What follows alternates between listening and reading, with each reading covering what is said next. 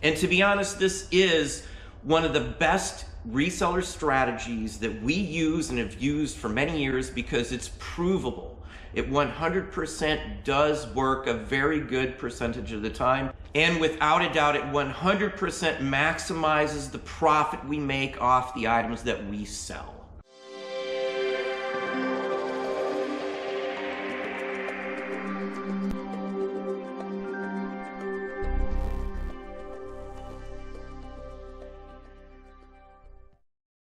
Hey, it's Don. I wanted to talk about a strategy with reselling, and not just reselling, something that honestly works. This is something that's been around for a very, very, very, very long time.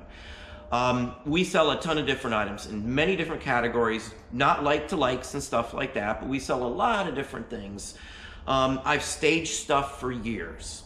Stage stuff. I don't just list something when I get it in right away. I try to put more items together that go up at the same time. Now, what do I mean by that, getting them all up at the same time and all that? You're gonna buy something at the store, a MP3 player, whatever you're going to purchase, you're going to see right next to it screen protectors, cases, clips, and all of that sort of thing, as well as headphones.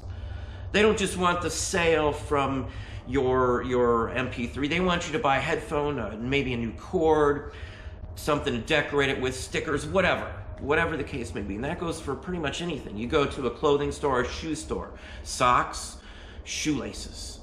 You know, they're not the same items. You won't purchase them necessarily at the same time and all that kind of stuff, but they're always there at most smart retailers across the country. I personally worked in retail as well as food service as a general manager, regional manager. I know the tricks of the trade because I did it for many companies, and I always tried to max out my potential income. We were paid on commission and all that. And I use that same philosophy in reselling, and I stage everything. Pay attention, because this is honestly something that will get you more revenue. It's a given.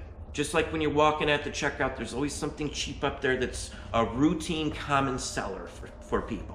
And you can check that out if you work in a store. You can see what's one of your highest sellers by the front of the store. You make sure you put more of them, replace them in a better prominent spot, and you can sell a ton of certain items, you know, have them flying off the shelf. And these are last minute impulse purchases. Same basic principle. Now, I sell collectibles to people that collect the stuff. Cards, all sorts of different things, records, toys. I've got some items here we'll show and I'll talk about just briefly to give you some examples on how this works. Like a grocery store, you've got chips and salsa. Sometimes you might have popcorn and popcorn salt, or extra flavoring, or caramel popcorn, or the fruit department, you may see caramel apple kits or caramel sheets that you can put on. Baking supplies, they want to sell you flour, sugar, baking powder. Do the same exact principles you would use in that type of business in your reselling business across the board. It's something that can be done very easily, very, very easily. If I sell video games, I get a big lot of video games. Many times I already have a bunch of posters advertising some of those video games or characters that may be in those video games. I may have action figures. It may be a video game series or a bunch of video games. Maybe I got them wholesale or whatever that's related to a comic book. I may have comic books I can list, action figures I can list, shirts that tie into those. I try to list as many things that are tied together, especially if they're cross-category interest. Let's say I've got 5 different items up in 5 different categories, but they're actually related to the same thing. World's Fair is a great example of that. Ashtrays, a jacket, a shirt, slides, coins, tokens, poster stamps, brochures, maps, photographs, Kodachrome red border, 35mm slides, 16mm film. You could even find action figures and piggy banks and ceramics, pottery, china, all from the very same event. So they all have a tie-in to them. They go across many different categories, but they still have interest to one main reason: it's the World's Fair. This is a philosophy that big businesses spent millions of dollars investigating in, running surveys and tests, taking the data of sales history, putting it together, and figuring out how can they maximize profits in their store. Where can they place something? Why is it so expensive to get a single shelf in a grocery store or something. If you ever watched Shark Tank, for example, Mr. Wonderful or any of the ones on the show are going to tell you right off the bat that, you know, those spaces on a shelf, a freezer, whatever the case may be, are extremely expensive. You know, so don't just take my word for it. I've worked in the industries. I know how expensive it is. You know, I was one of the people that they propositioned, you know, trying to get stuff into the store. So use the same mentality with your reselling business. If you're selling coins or something, sell coin holders with them. Sell encasing sleeves or the coin cases. You can actually even use slide cases and sell those as coin cases. They're all 2x2s if you didn't know that. So take that at heart. If you've got the ability to, say, get some more items related to what you got and, you know, at a reduced rate to start off with, list them together. You know, I always set stuff aside, I stage it. I'll still take photos of all one kind of item at the same day or scan them or whatever the heck I'm going to do with them. I'll set those aside until I go ahead and then scan something else or photograph something else. So if you're mixing and matching, say, t-shirts, posters, and video games that all tied together with the same characters, you know, take them on different days if you have to. Don't switch between different types of items every other item. Do all shirts one day. Do all scanned images one day. Or you've got ceramics. Whatever the case may be, do them together, all the china together. So you only have to set up things once to do that specific type of item. You know, that's why I stage whatever I can. It's not, hey, let's just grab a pile of random junk and see what we can get up. It doesn't work that way. You're going to waste some time doing it. Let's just swing on over here and I'll show you what we're working on, which brought up the topic with a couple of folks I was talking to. So here's some items that we're going to do this exact same strategy with. We do it all the time for all sorts of different items here. I've got some 1870s, 80s tobacco cigar box labels. Here's some outer labels here. Here's some inner labels right here. In fact, let me show you a couple of really neat ones in here.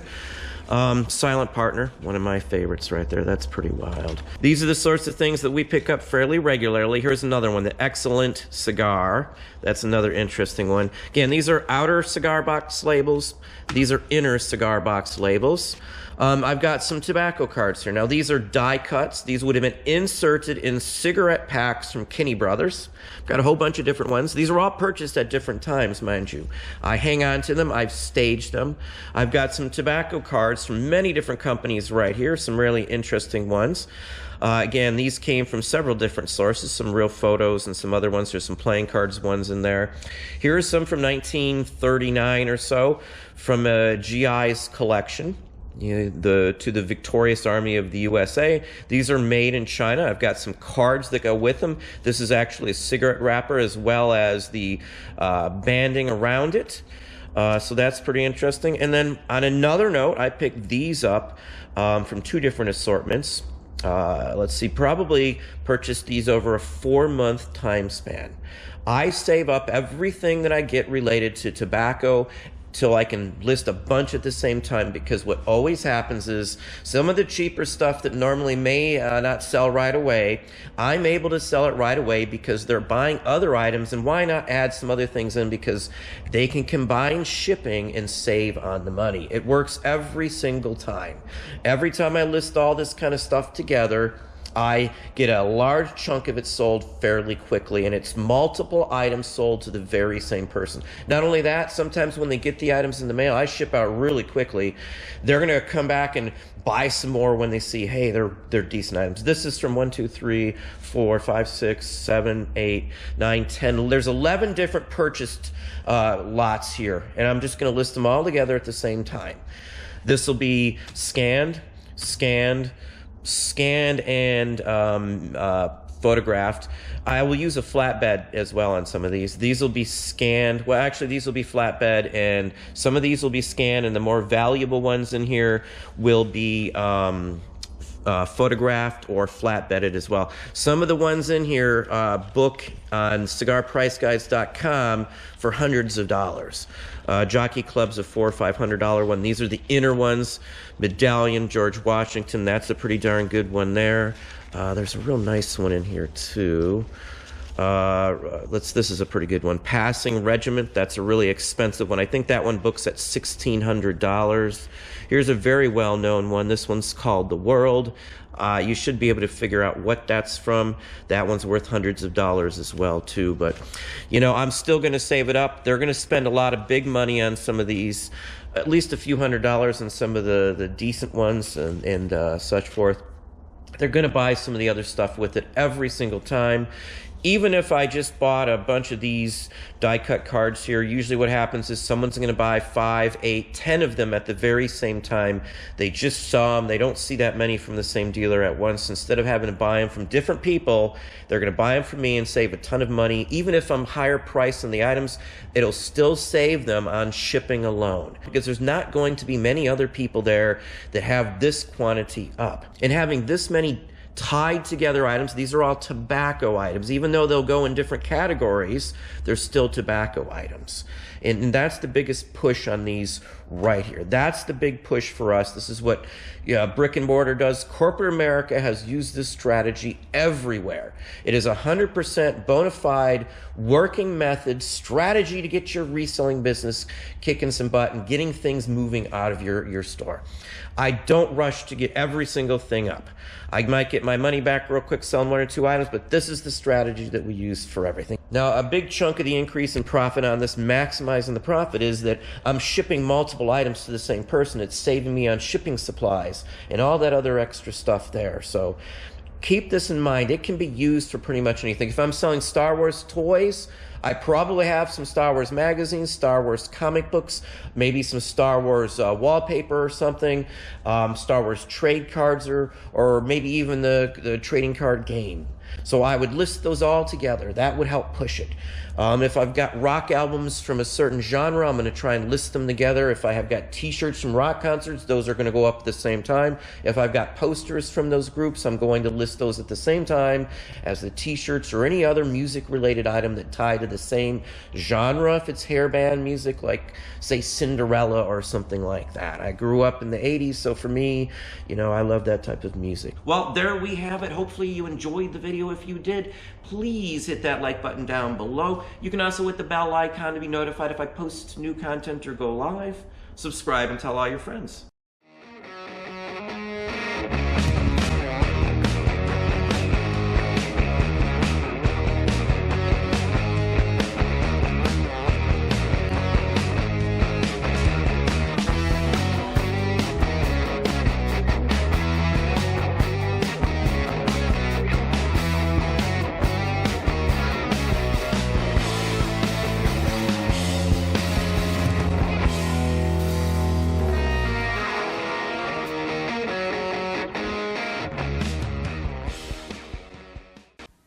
When entering the world of art, you'd be smart to dress the part. Gentlemen prefer Hanes, with all the ladies draped in crepe. The artist loves the human shape.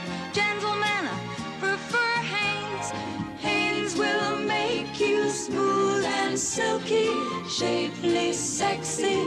Wear a pair and you could be captured for posterity. Gentlemen prefer Hanes.